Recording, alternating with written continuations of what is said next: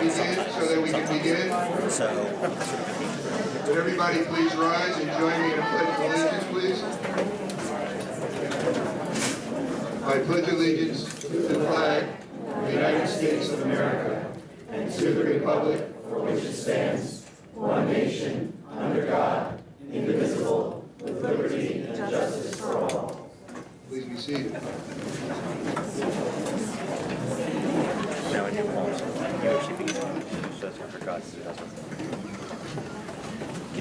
Thank you very much for joining us this evening. My name is Gerald Benjamin. I'm one of the moderators for this event. I'm a professor at SUNY New Paltz. I'm joined by Deb Clinton, who survived the political science class that I taught long ago. She's a school administrator, works as a principal in the middle school in southern Ulster County. She's a founder of Move Forward New York, this sponsoring organization for this event.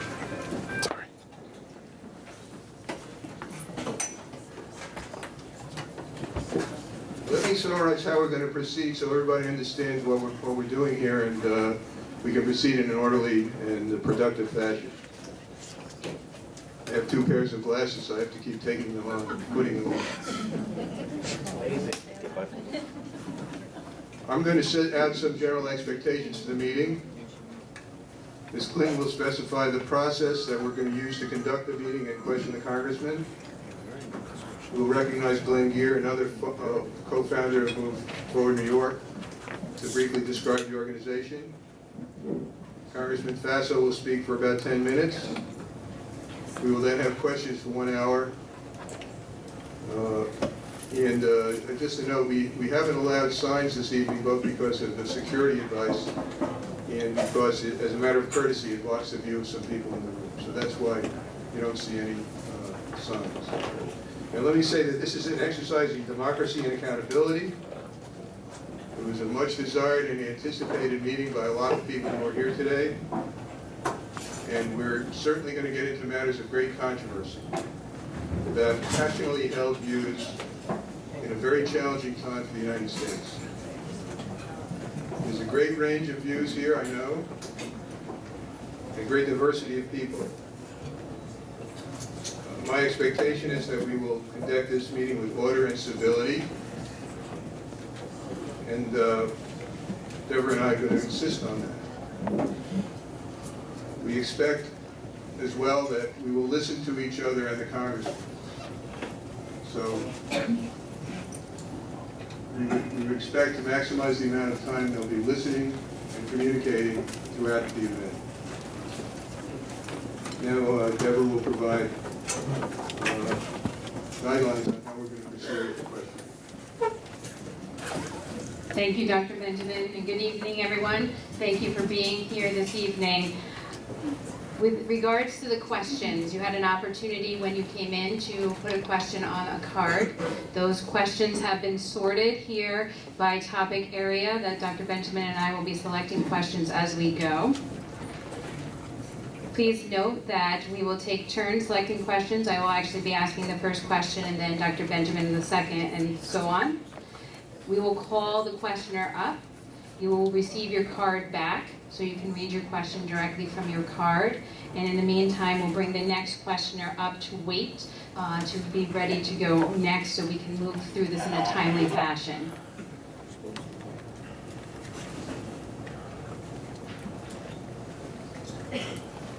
As the closing time approaches, we will indicate that we have 1 or 2 questions left, and we'll wrap up at that point. Please take a moment to silence your cell phones or any other devices that might make noise that you have on you right now. And at this time, I'm going to ask that Glenn Gear comes up and talks a little bit about the group Move Forward. Thank you, Debra.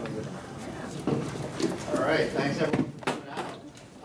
So I'm Glenn Gear of Move Forward New York, and I'm thrilled to be here with you today at this event featuring our Congressman John Faso. Let me start by saying that this event would not have been possible without the efforts of many who have put a great deal of time and effort into the planning and organizing. Several folks from our group have spent countless hours on the details, and I want to particularly thank our primary leader, Debra Clinton for exemplary work on this event.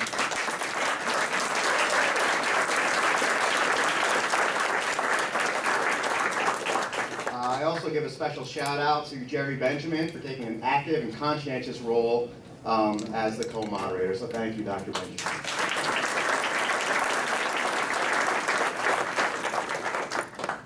And I would also like to thank Congressman Faso himself for his willingness to consider a proposal for a collaboratively implemented town hall prepared by rogues like us. So thank you, Congressman Faso.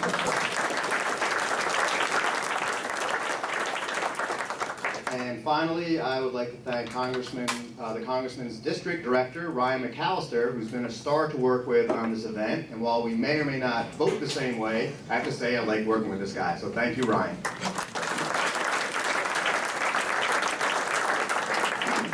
Move Forward New York is a grassroots citizens action group with the primary goal of helping to, in our minds, get this nation back on track during a uniquely difficult time in our nation's history. From the outset, our goals have included activism, education, and collaboration. We believe that the United States remains the greatest democracy in the history of the earth, and we believe that active participation in government by all citizens is absolutely critical for our shared future.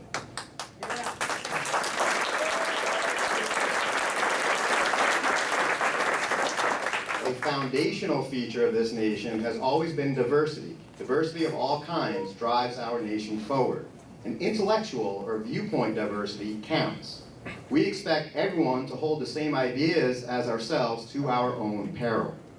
With this in mind, we are extremely pleased that Congressman Faso has agreed to join Move Forward New York in today's town hall, which we expect to be a great exercise in ideological diversity and in democracy itself. As long as we hold events like this one, with citizens interacting directly with our elected officials in public spaces, the torch of the United States of America continues to burn brightly. Thank you so much for being here tonight.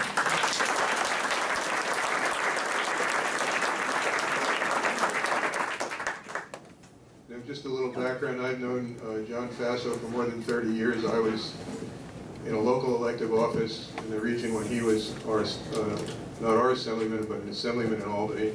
We interacted a lot, and he served the region with a good deal of distinction. He's a person with great experience in public office, twice nominated for the highest offices in New York State, and now, of course, our congressman. I've always honored him, and he's a SUNY graduate, which is one of the reasons he's so distinguished. Not New Paltz, SUNY Brockport. He's recognized by SUNY for his distinction in public service at the Rockefeller College in 1987. He's a genuine, I'm sorry for this, John, but he's a policy wonk. He's a man who studies policy and cares about policy. He's a person of integrity who lives his values. I'm very pleased to have the chance to introduce him here tonight. John Faso.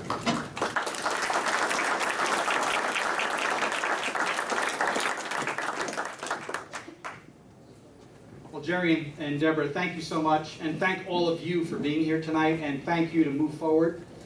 We met, I think about 3 months ago in our office in Kingston, and we had a very productive and lively discussion, and the meeting tonight is a direct outgrowth of that. And I hope it's the basis of other meetings around our 11-county district in the future. It is really a privilege and honor for me to be here. I'd be making a great mistake, though, if I also didn't introduce my wife, Mary Frances, who's with me here. Mary Frances. And we just celebrated our 37th wedding anniversary earlier this month, so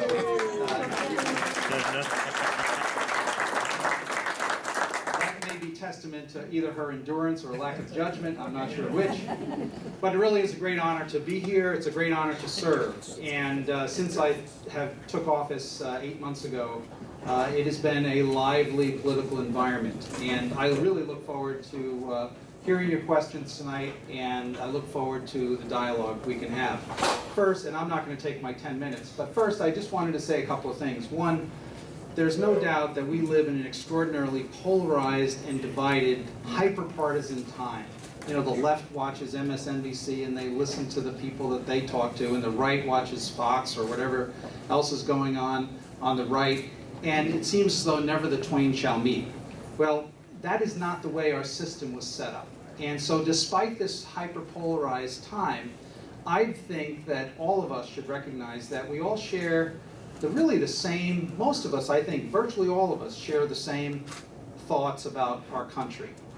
It's the greatest democracy, as Glenn said, but also it's a country where we all want better things for our kids and for our families, and we all want to ensure the safety and security of our country. We may have different points of view as to how we get there, and normal political discourse, it's normal to have disagreements. The question is, how can we move the country forward? And that's why maybe move forward, it's very appropriate that you are the host of our event here tonight.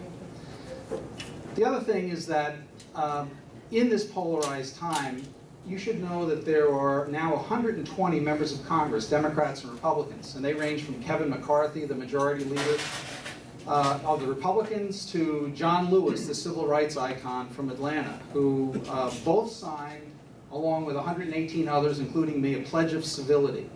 Because we see the kind of temper of the times, and we decided that we should sign this pledge of civility, which says that we will respect everyone's different point of view, that we will not question people's motives in our debates, and that we will genuinely listen and try to figure out how can we compromise and solve problems.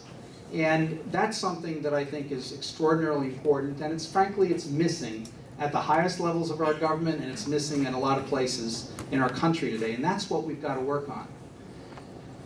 And part of this, and it was mentioned, I did join a group called the Problem Solvers, which is kind of a funny little name because, you know, it's really synonymous with what you should be doing as a member of Congress, solving problems. The Problem Solvers right now is 44 Democrats and Republicans, 22 each, and we agree that we should find a solution to some of these issues that we're facing. The first one we've been working on for the last 2.5 months, and we came out with a proposal right before the August break, is on health care. And we agreed that there are some Democratic and Republican ideas that we both agree with, that we could use to try to make incremental changes and reforms into what is the matter with the ACA. And so we announced this just before the August break. On September 5th, next week, we go back, we're going to be meeting with Senator Lamar Alexander and some Democratic senators and Republican senators who share the same outlook and mindset about how do we fix these problems and address them. So we can discuss some of those specific things here tonight as well. So lastly, I just want to say this is a great forum. It's the last day of August, but it's not too hot, it's cool, and so I look forward to hearing your questions and perspectives tonight, and thank you for being here.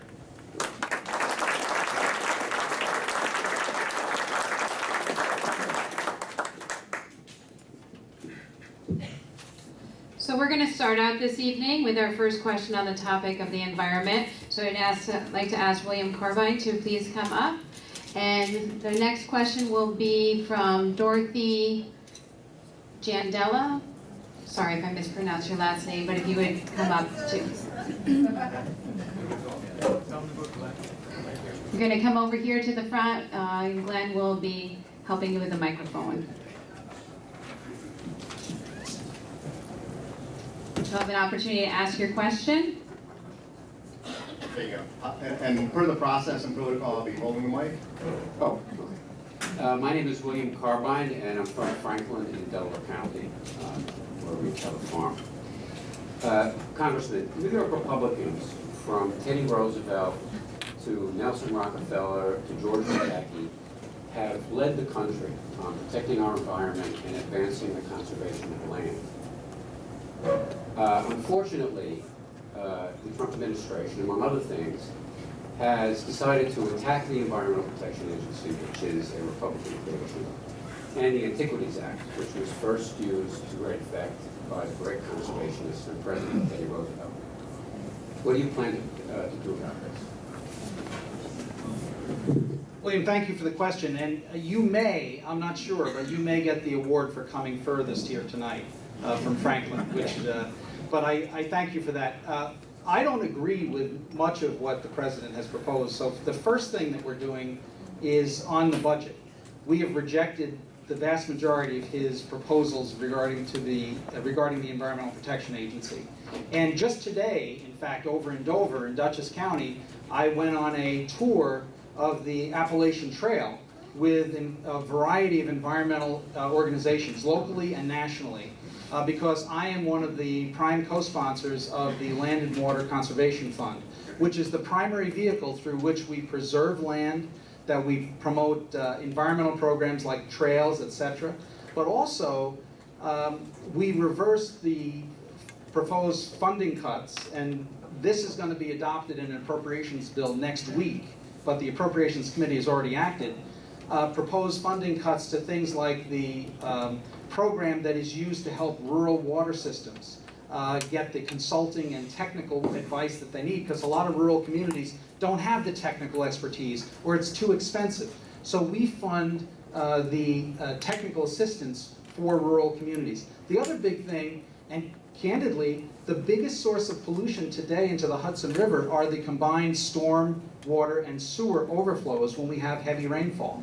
So you see this in Troy, you see it in Albany, you see it up in Mechanicville, where there are big pollution discharges into the Hudson River, into the Mohawk, which goes into the Hudson. But you also see it downriver as well. Virtually all of the cities in this district, whether it's Kingston, whether it's Newburgh, whether it's Poughkeepsie, a lot of the communities along the river have this problem with aging infrastructure. So I'm very out there, very much out there in terms of trying to make sure that we have adequate funding for those things.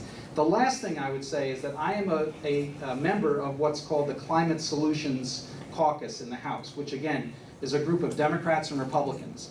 And we are trying to make sure that we are addressing the climate change issue and doing it in a way that is fiscally responsible and economically viable for the communities, particularly communities upstate, the kind that we represent in our district, in the 11 counties. So for instance, just recently I voted with, I think we had maybe 35 or 40 Republicans who voted against a Republican amendment to the appropriations bill on the defense appropriations, which would have mandated that the Defense Department stop assessing climate change when it looks at its effects upon our defense posture and on our readiness. So I was one of the Republicans that stood up and said, no, we should be evaluating those concerns as we go forward. So yes, I agree with you that this is an area where there's a lot of consternation. We have a lot of, we're going to have a lot of fights going forward. But I think that so far you'll see in the appropriation bills that we're going to pass next week that we've restored virtually all of the cuts, not all of them, but virtually all of the cuts that the President proposed in his budget. Thanks, Congressman. Thank you very much. We'll have our next person come up.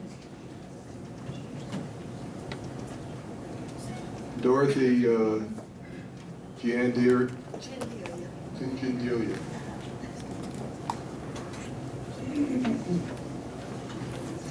Hello.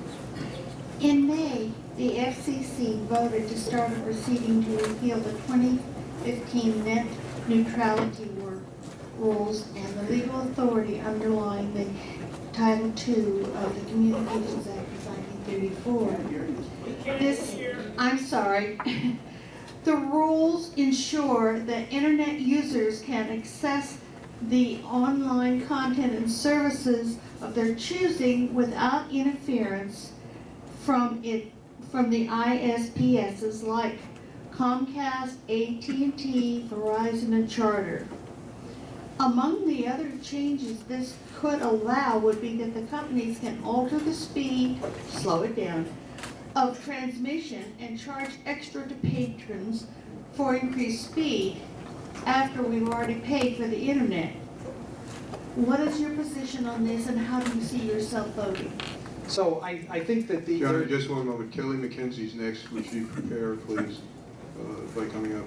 So two things. One, the so-called net neutrality rules that the FCC adopted during the Obama administration. I think there's a lot of argument to be made, and I am sympathetic to this argument, that the FCC went down the wrong path in terms of using the so-called Title II, which is a Ma Bell 1930s era regulatory statute in order to do the net neutrality rule. I do think that there's an effort going on in Congress right now to have many of the protections that were set forth in the net neutrality rule done legislatively rather than administratively. And I think that that would be a better approach. So I do support a legislative effort to try to address some of the concerns that you raise, although I do note that there is, to my knowledge, no evidence so far that companies have been using the efforts to slow down their consumers' access to the internet. I would also note, just parenthetically, because you reminded me, that I voted against the repeal of another FCC rule that would have allowed the ISPs to use the consumer information of individual consumers without their permission. So it was something that I voted against the repeal of a rule. It was repealed by the Congress, the House and the Senate, but I voted against it because I felt that individual privacy, I feel that you should affirmatively be able to say, yes, you can share my information, as opposed to having the company force you to go to them to ask to not share the privacy information that you have. Thank you very much for the question.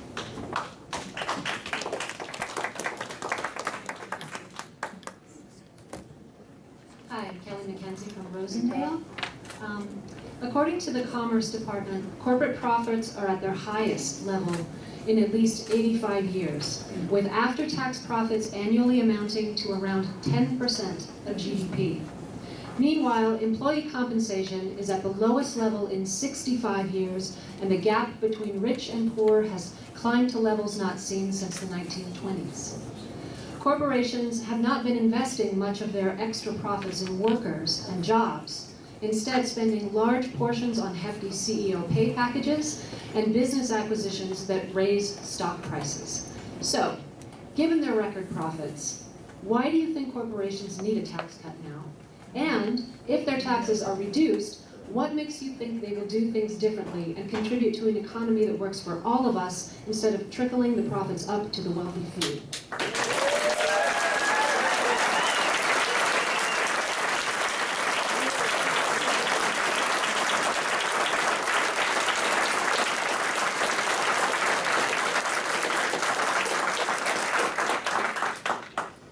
Cutting into my time. So here's what I would say. We live in a global economy. All of these large U.S. companies, for instance, of the ones that you would typically cite, are companies that compete overseas. The U.S. corporate tax rate at 35% is among the highest in the world. So for instance, in Canada, the statutory tax rate is 15%. So Ireland, it's 12.5%. So many of the countries that we are competing against have much more favorable tax environments than the United States does. So here's the big problem as I see it. If you have a company, the biggest exporter in the United States is Boeing. Caterpillar is a big exporter. Obviously, our internet companies like Google and Apple make enormous amounts of money overseas as well. What is happening to the corporate profits that they earn overseas?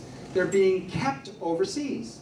The United States multinational companies now have $2.7 trillion worth of U.S. corporate profits stashed abroad, not coming home. Why? Because the U.S. virtually alone among all of our international competitors would subject those profits, if they were brought home, to double taxation. So they pay, Boeing or GE pays taxes where they sell a product overseas. And then if they bring their profit home, they get taxed again in the US. So that's why you have 2.7 billion stashed abroad. It's called this concept of repatriation. So one reason why we should be looking at reforming the corporate tax system to make our companies more competitive, both domestically and internationally, is that we don't want them to have this perverse incentive to leave their profits overseas. So I agree with you. It's very easy to look at, whether it's the CEO salary or whether, frankly, it's a shortstop salary and say, my goodness, why do they have to earn so much? Frankly, I'm more inclined to let the market decide those things. But and shareholders and corporations, if they don't follow their shareholders' wishes, are going to find themselves taken over by someone else. So I do think though we need reform of our corporate tax law, primarily to deal with this problem of the lack of repatriation of those profits from overseas. Can I have a follow-up? According to the Government Accountability Office, the average effective tax rate of profitable corporations in the United States is around 14%. And also, it seems that in 1986, when under President Reagan, when those tax cuts happened for corporations in order to compete internationally, it was an international race to the bottom, and lots of other countries lowered their tax rates as a result. Well, I think that when you talk about the effective tax rate, you have to consider the fact that that's one of the issues that we face. A lot of companies have lobbyists, and they've gone to Washington, and they have negotiated special deals for themselves to reduce their corporate tax rates. And so there are preferences and deductions and other special exemptions that have been created in the tax code. I mean, the tax code, look, is about 200 times longer than the Bible, for instance. I mean, it is grossly cumbersome. It is grossly complicated, and it makes it much more difficult for our companies, frankly, to compete overseas. So I want to see a leaner, flatter tax code where everyone pays their fair share and people don't benefit from special exemptions and deductions, which is exactly why you get an effective corporate tax rate of 14% for some companies. GE, for instance, many years pays 0. And it's because of special exemptions and deductions that, frankly, a lot of those should be eliminated from the tax code. Will you commit to not voting for tax policy that will cut? I think that our ground rules are that one follow-up question will be. If you want to create a market for questions, that's a worthy implementation of Congressman Faso's idea. Now let's move along. Let's move along in an orderly fashion. I would only just add that my view is that this whole entire issue of tax reform is a very fluid thing. So I couldn't commit to vote for or against something that isn't even written yet. And I don't think you would expect me to do that. I want to read it. I want to know it. I want to understand it before I would commit my vote one way or the other. I'm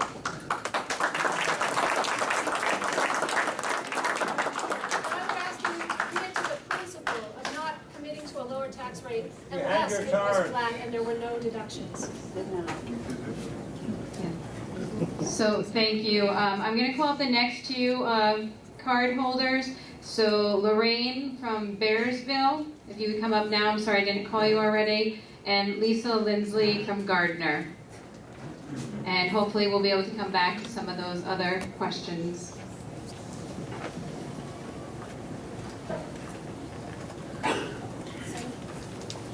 Okay, thank you. Mr. Faso, since you are willing to vote to defund Planned Parenthood, what do you have to say to the 8,000 patients in your district because of this defunding? Well, my position, and I've met with Planned Parenthood and advocates for Planned Parenthood around the district, and my position was I didn't agree with that provision being in the legislation, but I also very clearly said that that would not be the determining factor of whether I would vote for or against the bill. So that's the simple answer to the question. So I did not agree with singling that organization out, but at the same time, the bill had many more other provisions in it. So that's where I came out on. So what do you say to those 8,000 I people? think that we'll proceed in an orderly fashion. And we have about 100 questions on these cards. We're not going to get to 100 questions, and we're going to get to far fewer if people start shouting out and extend applause. I'm not going to keep people from expressing themselves It would be in great a if you general could answer way. the question the first time. Answer. The question is, can we move on to the next question? Civility. Follow-up? The question Do you have a follow-up? What are you going to say to the 8,000 people in the district? Well, the answer is what I just said to you, that this was in the legislative process. I didn't agree with its inclusion. I publicly said so, but I also said the final product may be very different. So I have to make my decision based upon the totality of the bill, not just on one provision within the bill. That is unfortunately, that's the nature of legislation. You don't get to pick and choose everything that you want. You have to vote on the final product as it comes through, and that's just the way it is. And I understand why someone would say, well, I don't agree with you because of that provision. Other people agreed with me because of other provisions. So, I mean, that's just the nature of the beast. How would you advocate? Well, I publicly stated my position on it. I was one of the few Republicans that had adopted that provision. So I realize you don't agree with me, but I respect your opinion. Following Lisa will be Robin Pearl-Schultz from New Paltz. I'm Lisa Lindsay from Gardner. Hi, Lisa. Hi. President Trump campaigned on constructing a border wall that would not be paid for by U.S. taxpayers. Now we're hearing that important programs may be cut to pay for this ill-advised initiative. Will you commit to rejecting any budget that includes funding for a border wall?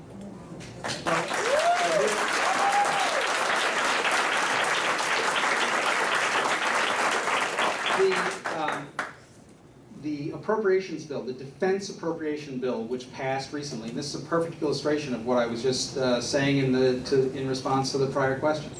The defense appropriation bill had a military pay raise. It had increases in defense readiness, and if you've observed what's happened with some of our Navy ships in recent weeks and months, you can understand why we are greatly concerned about the lack of readiness and training. A lot of our military forces are stretched, they're overstressed because of the size and the length of the deployments that they're facing. So we also have weapons modernization systems, for instance, anti-missile defense. Excuse me, I'm asking about the border wall. And I'm getting to it.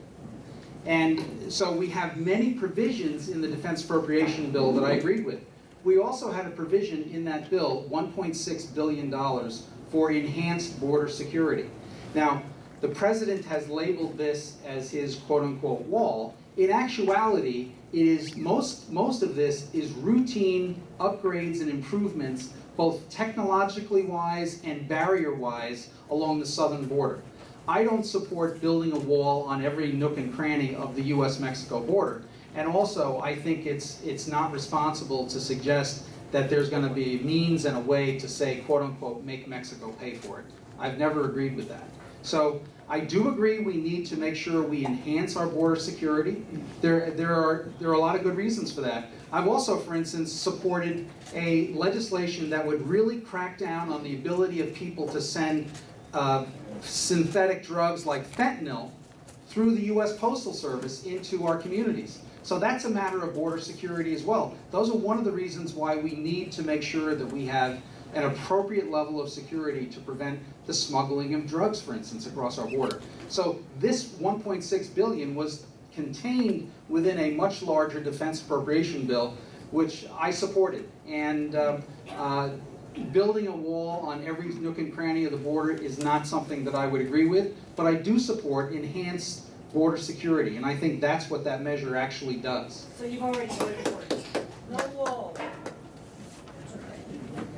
You didn't ask for a question. Yes, you already voted for it. Following Robin will be... I voted yes on the defense appropriation bill, frankly, because that is one of the single most important things that we can do to protect the safety and security of our country. And one of the other things that we have in that defense appropriation bill, one of the other things we have is enhanced funding for missile defense. We need ballistic missile defense in this country. And well, we need to feed the poor, but we need to protect everyone in this country from rogue states that would deliver ballistic missiles tipped with a nuclear weapon that could come into this country. So that's what we need.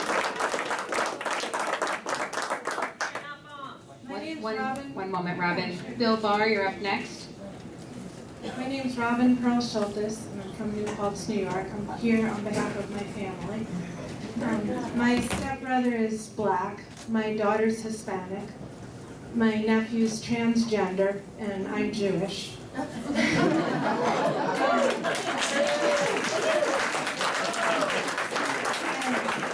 I'm here to ask what legislation you will support to address the rise in hate crime, hate speech in our country since the election.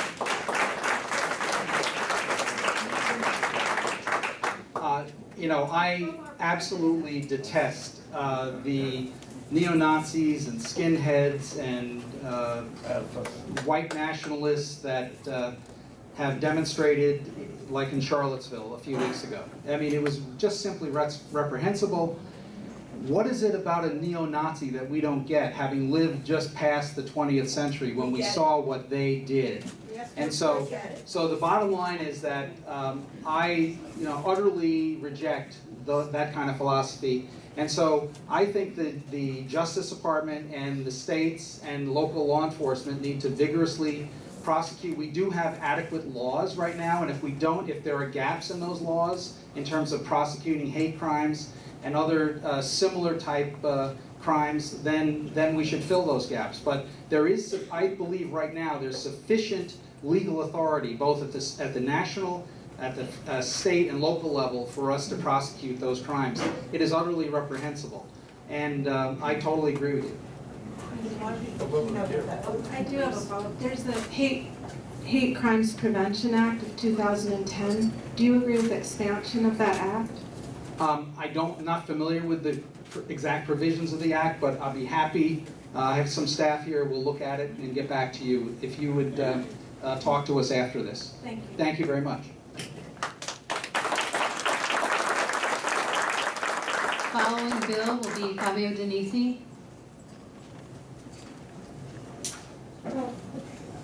Hello, Congressman. Well, see, my comment, my question is about the environment. While CEO of Exxon, Secretary Tillerson, acknowledged the existence of anthropogenic man-made global warming. And then the president, this is not connected, but the president, incident to this, has withdrawn from the Paris Climate Accord, which, by the way, has sent a pretty strange message to the rest of the world about the U.S. keeping its treaties. But Secretary Tillerson, his instruction to his ambassadors was not only to not discuss anthropogenic global warming, but to encourage his country hosts to use more fossil fuel. So how can you, as one, I believe yourself, has acknowledged the existence of anthropogenic global warming, how can you support these policies of throwing future generations under the bus, essentially? Well, I wouldn't support policies which would result in how you characterize it. I do think that the thing about, you mentioned the word treaty in terms of the Paris Accords. That's one of the problems with it. It wasn't a treaty, and it's completely non-binding. And so the net effect of the Paris Accord was more symbolic in many ways than it was actually going to change behavior. I didn't agree with the removal of the U.S. from it because I felt we should keep a seat at the table on this issue as a means of pressuring other countries, particularly India and China, which are notorious in terms of not abiding by some of these kind of agreements. So that is something that the Chinese don't have a great record on being concerned in this regard. Now, I do think we should have stayed in it because we should have kept a seat at the table in this debate. We didn't because the president, I would have preferred if President Obama wanted that treaty, wanted that agreement to have the force of law, he should have submitted it to the Senate. He didn't do that. So, I mean, that's...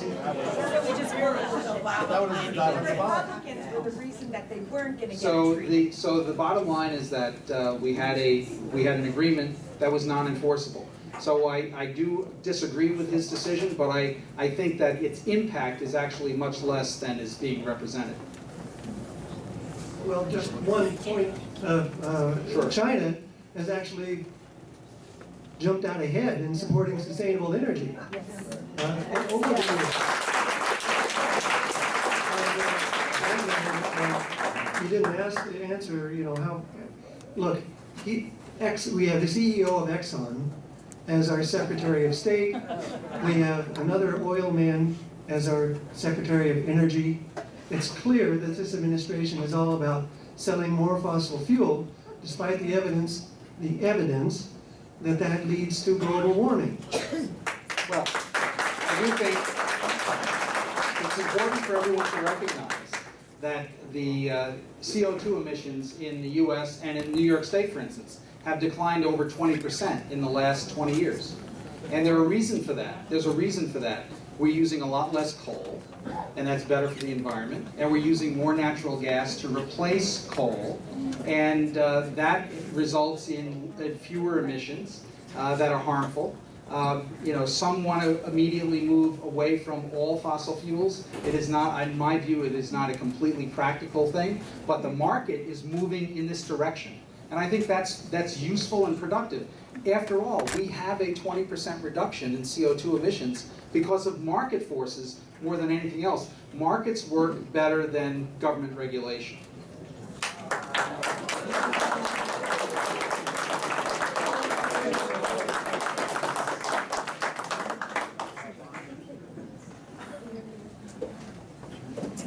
We're going to continue to move through to cover as many topics as possible and hope to return to some of these with some of the other questions that are in the pile. But we really wanted to make sure we give as many people here a chance to ask their question. Following Fabio Denisi is Justin Tracy. Sure. I'm Fabio Denisi, Congressman. You knew I was going to ask about healthcare. So I believe we all agree that we went from a disastrous healthcare public policy before Obamacare to a slightly more equitable but still flawed healthcare policy with Obamacare.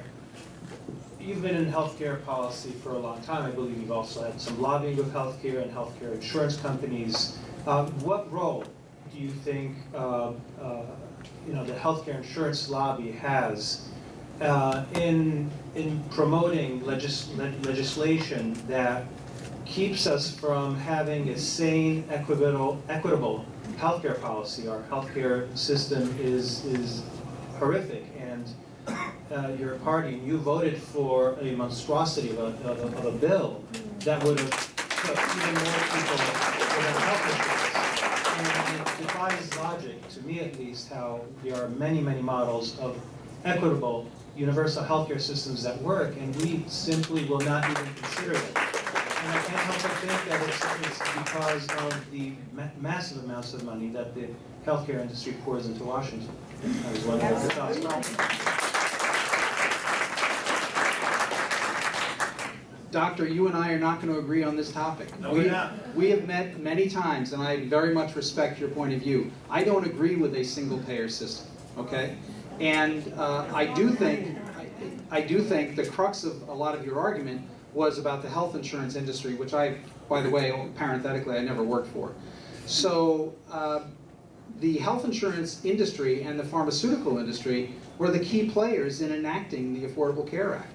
And everyone should recognize that. So, but the system, what they did, my concern about the ACA was that instead of approaching the 40 to 45 million people who did not have health insurance or whose employer did not provide health insurance, they changed the system for the 170 million people who did have employer-provided health insurance. And so I had many constituents who came to me and said, their ACA was a lifesaver to them, or the Medicaid expansion was a lifesaver to them, and I acknowledge that. And I had many constituents who came to me and said, this has driven the cost of my premiums and deductibles sky high, and it has made it much more difficult for us. And the Washington Post, not exactly a conservative beacon, they did their fact checker back in 2012 or 13, and they said the representation of the administration that if you liked your health care plan, you could keep it, and if you liked your doctor, you could keep it. They said, not me, they said it was the lie of the year. So the bottom line is that the healthcare efforts did not succeed. You should be happy because your point of view won. So what I'm trying to do now, with the Problem Solvers Caucus, with Democrats and Republicans, find areas where we can agree, where you can get Democrats and Republicans in the same room and find some principles that we can agree. Because, at the end of the day, the average person in our country and the average person in the 19th Congressional District doesn't really care about the ideological arguments that may go on between the parties in Washington. They want to know, is this going to help me and my family? What's the cost going to be? Am I going to be able to buy coverage? That's what they want to know. So what we've come up with, a couple of simple principles. One, we would agree to fund and appropriate the funds for the CSRs, the premium support that is given for poor people, lower income people, to reduce the cost of their premiums and deductibles. That is something that is, they're called the CSRs or the CRSs, the cost reduction subsidies. These are something that the Obama administration, the Republican Congress last year, John Boehner 2 years ago, went to court because Obama had moved money, what they said at the time was illegally. Well, the courts agreed. They said the president didn't have the power to move that money. This is what the president now is saying, oh, he may withdraw those subsidies, but he hasn't done it. And I don't agree with doing it. So one of the things that we're agreeing on is we should fund those cost reduction subsidies because that's important to keeping insurance affordable for lower income people. Second, the Democrats have agreed to us that the employer mandate at the 50 threshold level, 50 employees, is way too low. And they've agreed to go up to 500, which will solve a lot of problems for small business employers, especially in an area like ours.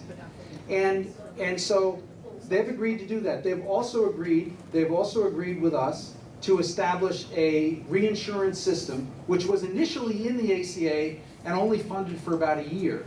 And they've agreed with us that we should have a reinsurance system so that the insurers, when they write these policies, can be protected against the liability for the really high-cost cases, and that this would be a subsidy that the federal government would cover. And the theory is this will lower premiums and deductibles for everyone else. They've also agreed with us, the Democrats and Republicans have agreed, and this is something even Elizabeth Warren agrees with, to eliminate the medical device tax because it has really decimated the medical device industry in our country. We have a bunch of those in upstate New York. So we've agreed on that. And we've also agreed on some flexibility and limited circumstances for states. That's highly technical. But those are the things that we agreed to before August. We believe we can get bipartisan consensus to pass such a thing. And on September 5th, when we go down to Washington, we're going to meet with Senator Alexander and Senator Patty Murray and other senators, Democrat and Republican, to try to get a consensus so that we can pass this. Because again, at the end of the day, the American people want us to move the ball forward, and they want us to keep the lights on. So that's what they want us to do. But Congressman, if you agree to raise the minimum to 500 employees, what's going to happen to the 499 employees that don't get health insurance? No, what it is you're basically what that mandate does. It has discouraged employment for many employers. It has not meant that they didn't provide health insurance. It just meant that they had extra added taxes and burdens that they had to pay once they went over 50. So I had employers in this district tell me they won't go over 50 people because of the added burden of the employer mandate. It makes it much more difficult to hire people. And the two things that people say to me the most in this district, the two things are, my kids and my grandchildren have to leave because there are no jobs, and I'm going to leave because my property taxes are too high when I retire. That's what they say more than any other thing in this district. So, I want to make it so that employers are encouraged to hire people. And you know what?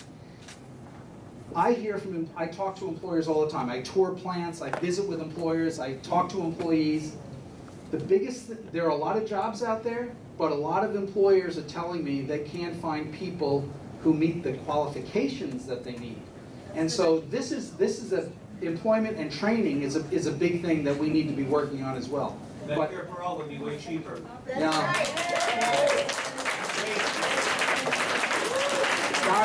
Doc, you and I aren't going to agree on that concept. And in fact, when they tried it in Vermont, Bernie Sanders home state, they had to withdraw it because they found out they couldn't afford it. California, they didn't pass it because they realized they couldn't afford it. Well, in my view. So is New York State. In my view, no, we're not being civil. In my view, the fact is that these systems, they have to have a financial stability. And I haven't yet to see one of those single-payer systems that does. I think we're going to move on to the next question. Thank you, Dr. Gerald.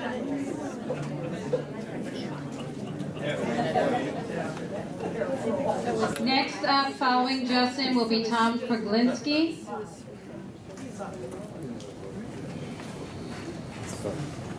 Hi there. My name is Justin Tracy. You're probably sick of hearing it. I have a podcast with my wife called Spotlight 19, and we track your voting record, and we discuss various things in this District 19. And why I said that you're probably sick of hearing my name is kind of related to this question. You know, I'm going to ask the question, then I'm going to put it into context after that. So it's a yes or no question. Will you commit to more transparency with how messages and constituents' communications are passed along to you? And to put that into context, I have a couple of notes. Wait a second, do I get to answer yes or no? Sure. Okay. So yes or no? No, you don't get to answer anything yes or no. That's the question. Can you do it? Yes. Yes. Thank you very much. And then I'll explain some more afterwards. Oh, sure. Well, you're going to do it whether I want it or not. When I sit down, you can speak whatever you want. Right?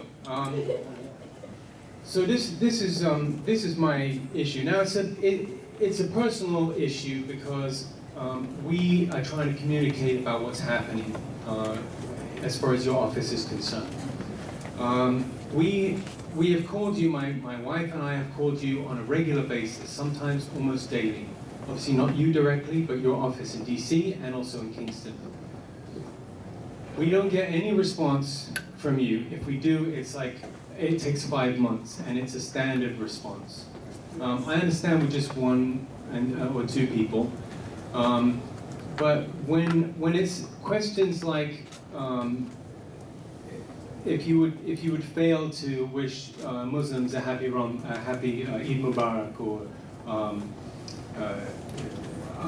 other issues as far as Islamophobia and hate crime, those issues are really, really important to us. You did take 48 hours to respond to the Charlottesville attack. So for us, because you don't post on your schedule in advance, it's hard to find out what you're doing, where you're going to be, so we can hold you accountable. Another thing is that when we've asked your staff in DC how a message is being translated to the congressman, we have a mixed response. Some of them say we're writing it down on a yellow sticky note. Another one says we have a legal pad. I'm not making this stuff up. There's another thing that apparently you're using. It's some kind of software system that as soon as somebody told us that you were using it, everyone was apparently told not to mention it again. It's called Fireside 21. So this should be transparent, and other congressmen and women, and our senator was in Kingston. Gillibrand was in Kingston and giving a marvelous open town hall. What are you going to do? What do you say to your constituents that cannot communicate with you and don't get any response back from you? Well, Justin, here are a couple of things that I would say. I appreciate your coming. In our office, since we took office in January, and this is not just me, it is replicated all throughout the country, we have had over 75,000 communications from constituents. And we have done our best to respond to those. We have a limited staff. We have a limited capacity to respond in a manner that I would like, frankly. the voicemail system, for instance, in the House of Representatives can take 25 voicemails and that's it. And so we've had, at a level, we tracked, one of my staffers worked for, a couple of our staffers worked for Chris Gibson. And they were able to plot on a graph all of the interactions that Chris had over 6 years with constituents. As soon as January happened, the interactions went up at a level of 4 times. So it's extraordinarily difficult to respond as quickly as you would want. I would also note that I've had well over 400 meetings now with constituents to talk about issues. And I certainly, I would wish everyone a happy holiday, regardless of their religious faith. I didn't wait 48 hours to respond to Charlottesville. I was actually out of the country in Israel at the time on a congressional trip. And I heard about this about 9 o'clock at night when we were out, concluding dinner. And I had very little information as to what happened. As soon as I returned at 4 a.m. in Newark Airport on the following Monday, I heard it at 9 o'clock on a Saturday night, Israel time. When I returned into Newark at 4 a.m., later that day, I think by noon or so, I put out a statement condemning the neo-Nazis, etc. So I didn't wait to do that. And so I look forward, if you want me to come on you have a radio podcast. I've invited you 6 times. Okay. I've spoken to your director. So now that you've done it a 7th time, I'll do it. Why do we have to wait this many times? Well, you will, Justin, you will wait no more. All right, we'll see about that. What's the best way for him to contact you? He knows. Following Tom will be Mark Ryder.